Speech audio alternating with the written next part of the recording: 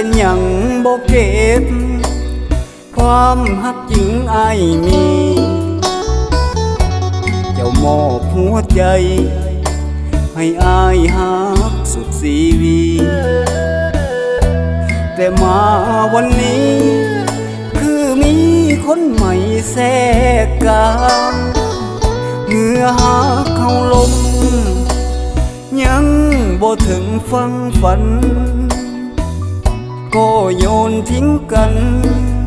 จีกความสัมพันธ์ครึ่งทางเจ้าหากกับอายเพื่อหวังอันใดโน้นางหรือมีเส้นทางทิ้งปล่อยวางให้หนออานงนี่ละหนอน้ำใจผู้หญิงหากบ่จริงจริงลืมง่ายได้ลงยังกล่าวหาว่าเฮานั้นบ่ซื่อตรงตัวเองบ่เคยพะวงเสือกใจไปคงคบหาคนใหม่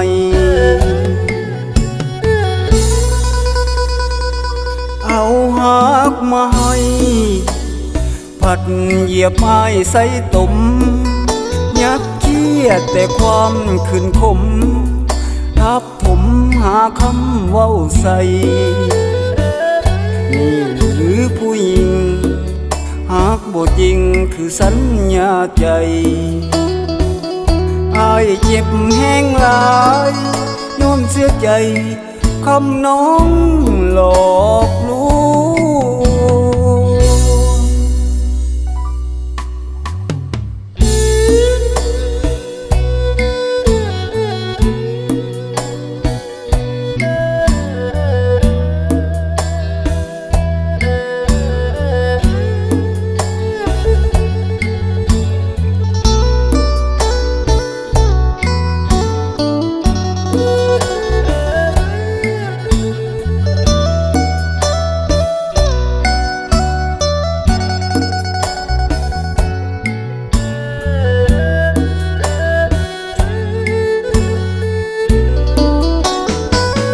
เอาหักมาให้ผัดเหยียบไม้ใส่ตุ่มยัดเคียดแต่ความขืนขมทับผมหาคำเว้าใส่นี่หรือผู้หญิงหากบ่จริงคือสัญญาใจอ้ายเจ็บแห้งหลายย้อนเสียใจ